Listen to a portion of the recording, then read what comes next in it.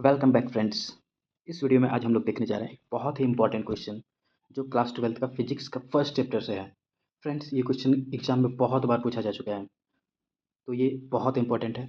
आप बिना स्किप किए इस वीडियो को लास्ट तक देखिए, जिससे ये क्वेश्चन आप पूरा अच्छे से समझ में आए। फ्रेंड्स, ये 5 मार्क्स का बहुत बार आ चुका है और हो सकता है कि आने वाले एग्जाम में भी ये क्वेश्चन कौन सा क्वेश्चन है। फ्रेंड्स, ये क्वेश्चन जो है ये इलेक्ट्रिक चार्जेस एंड फील्ड से फर्स्ट चैप्टर से क्वेश्चन है। देखते हैं क्या है क्वेश्चन। फ्रेंड्स फ्रेंड्स क्वेश्चन है, derive an expression for electric field E due to a dipole of length 2a at a point distance r from the centre of the dipole on the axial line. Friends question ये है कि एक dipole है जिसका length 2a है और उसके centre से r डिस्टेंस पे एक्सियल लाइन पे इलेक्ट्रिक फील्ड E का एक्सप्रेशन क्या होगा ये फाइंड करना है। क्लियर है फ्रेंड्स? तो चलिए देखते हैं हम लोग इसको कैसे निकाल सकते हैं। फ्रेंड्स, ये 5 मार्क्स का क्वेश्चन आने वाला है, तो बहुत इंपॉर्टेंट है। सबसे पहले हम लोग समझते हैं डाइपोल क्या होता है। तो फ्रेंड्स, ये है फिगर डाइपोल का। यहाँ पे ये पूरा डाइपोल है जिसमें एक यहाँ माइनस क्यू चार्ज है, एक प्लस क्यू चार्ज है और दोनों के बीच में डिस्टेंस जो है वो 2a है। फ्रेंड्स, मान लेते हैं ओ जो है ये इसका सेंटर है, तो ये पार्ट हो जाएगा ए और ये पार्ट भी हो जाएगा ए, अगर ये सेंटर है तो। फ्रेंड्स, सेंटर से आर डिस्टेंस पे, ये जो डिस्टेंस है आर डिस्टेंस, यहाँ पे एक पॉइंट पी लेना है और इस पे इलेक्ट्रिक फील्ड का एक्सप्रेशन क्या आएगा ये फाइंड करना है। फ्रेंड्स, तो अगर डाइपोल में दो चार्ज है, एक माइनस क्यू एक प्लस क्यू, अब एक बार यहाँ पे माइनस क्यू के कारण से इलेक्ट्रिक फील्ड निकालेंगे और एक बार ये प्लस क्यू के कारण से पी पॉइंट पे इलेक्ट्रिक फील्ड निकालेंगे और दोनों को ऐड कर देंगे, जिससे कि पूरा एक्सप्रेशन आ जाएगा। फ्रेंड्स, क्लियर है? तो चलिए अब इसका लैंग्वेज को हम लोग समझते हैं। तो फ्रेंड्स, अगर आपको फिगर क्लियर है तो आप लैंग्वेज खुद से भी लिख सकते हैं। चलिए देखते हैं लैंग्वेज क्या है। तो इसका जब भी हम लोग सॉल्यूशन करेंगे फ्रेंड्स, तो सॉल्यूशन में लैंग्वेज भी लिखना है, फिगर भी बनाना है और कैलकुलेशन करना है। इस तरह से टोटल 5 मार्क्स का क्वेश्चन रहता है। तो लैंग्वेज आप खुद से भी लिख सकते हैं, लेकिन यहाँ पे अगर बहुत ईजी लैंग्वेज से एक्सप्लेन किया गया है जिससे आप अच्छे से याद भी कर सकते हैं। लैंग्वेज है electric field at N axial point of an electric dipole. मान लेते हैं इलेक्ट्रिक फील्ड जो है वो इलेक्ट्रिक डाइपोल के एक एक्सियल पॉइंट पे है।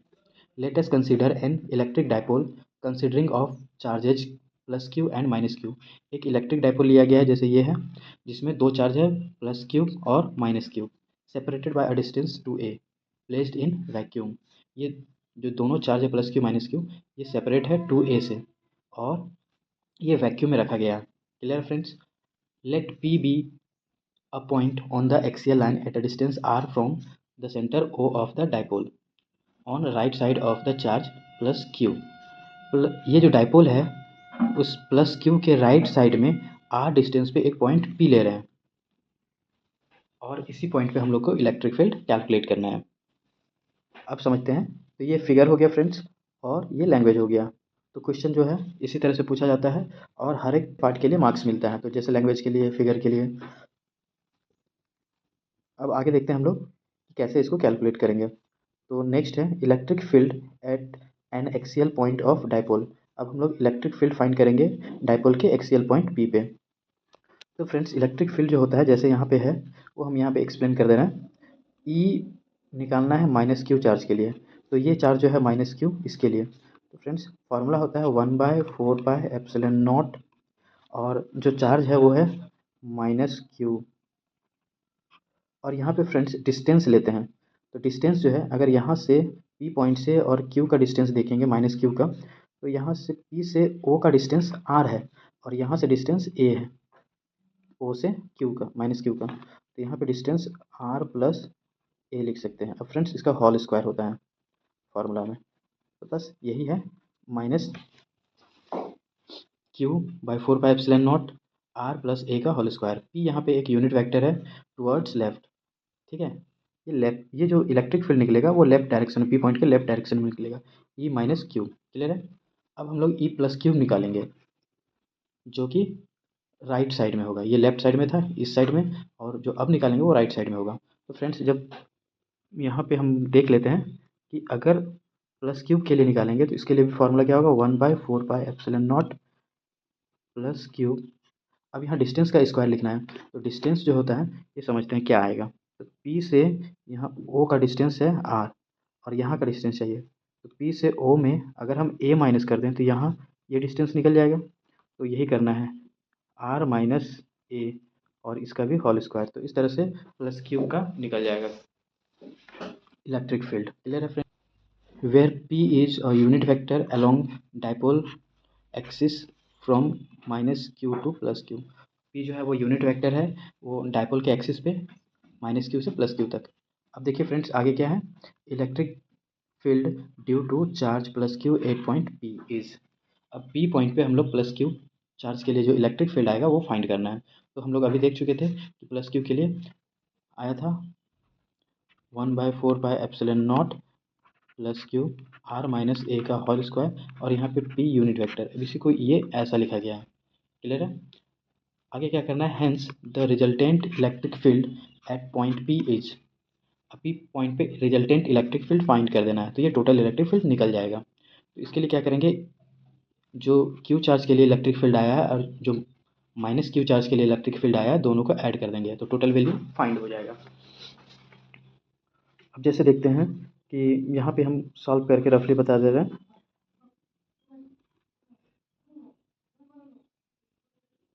प्लस क्यू के लिए आया था 1/4πε0 क्यू R माइनस ए का स्क्वायर और माइनस क्यूब के लिए क्या आया था 1/4πε0 minus Q R plus A का होल स्क्वायर।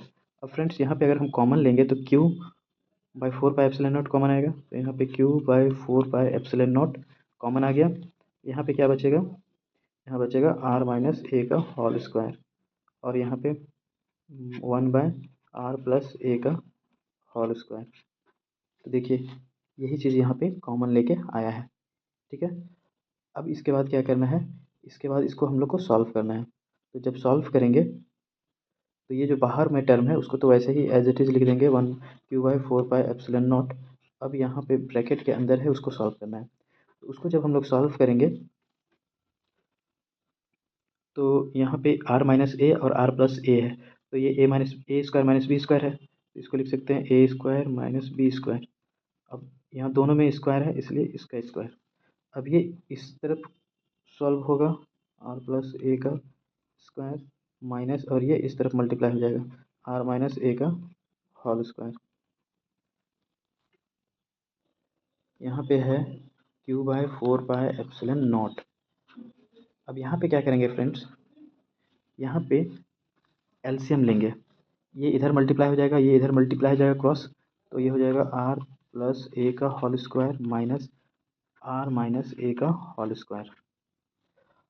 और नीचे देखते हैं फ्रेंड्स, ये ए माइनस बी के टर्म में है और ये ए प्लस बी के टर्म में है, इसको लिख सकते हैं R square minus A square. अब यहाँ पे ये दोनों का स्क्वायर है तो इसलिए यहाँ पे दोनों का स्क्वायर लिख दिए हैं। क्लियर है? तो इस तरह से हुआ कैलकुलेशन। अब यहाँ पे क्या करना है, ए प्लस बी का होल स्क्वायर लिखना है और यहाँ ए माइनस बी का होल स्क्वायर लिखना है और सॉल्व करना है। तब जब ये सॉल्व हो जाएगा तो ये लाइन आ जाएगा। देखते हैं कैसे। तो ये सॉल्व करते हैं फ्रेंड्स। तो Q/4πε0, अब यहाँ पे ए प्लस बी का होल स्क्वायर मतलब R स्क्वायर ए स्क्वायर प्लस 2AR माइनस, अब यहाँ पे देखेंगे तो यहाँ पे भी वही होगा ए माइनस बी का होल स्क्वायर, तो R square plus A square minus 2AR और नीचे हो गया R square minus A square का होल स्क्वायर। अब फ्रेंड्स ये माइनस साइन अंदर मल्टीप्लाई करेंगे तो जो प्लस में है वो माइनस हो जाएगा और जो माइनस में है वो प्लस हो जाएगा। बस यही करना है। Q/4πε0 यहाँ R square plus A square 2AR minus R square minus A square plus 2AR और R square minus A square का होल स्क्वायर। अब फ्रेंड्स ये माइनस प्लस कैंसिल हो जाएगा, तो ये क्या होगा Q/4πε0 2AR और 2AR 4AR और नीचे R square minus A square का होल स्क्वायर। तो देखिए फ्रेंड्स ये लाइन आ चुका है, यहाँ तक क्लियर है। अब देखते हैं हम लोग इससे आगे। आप प्रॉपर इसका नोट्स बनाइए, हम तो अभी इसको इरेज कर दे रहे हैं लेकिन आप इसको नोट्स बना सकते हैं। यहाँ तक आ चुका है। अब इसके आगे देखते हैं फ्रेंड्स क्या होता है कि डाइपोल मोमेंट जो होता है पी, ये होता है 2a Q.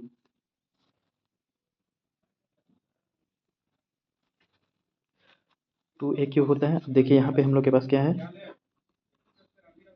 Q/4 pi epsilon not 4ar और r² माइनस a² का होल स्क्वायर, ये p यूनिट वेक्टर है। अब देखिए यहाँ पे 2a जो है इसको क्या लिख सकते हैं, सॉरी 4a को क्या लिख सकते हैं, 2a इंटू 2। अब ये 2a और ये q, ये हो जाएगा p। तो यही चीज़ यहाँ पे लिखा गया है इस लाइन में, 1/4 पाई एप्सिलॉन नॉट, यहाँ पे 2a और ये q, p हो गया, और ये 2 पहले से बचा हुआ है, और ये r² a² whole square unit vector p। तो इस तरह से फ्रेंड्स ये लाइन आ गया। देखिए यहाँ पे hence p equals to q into 2a जो डाइपोल मोमेंट है।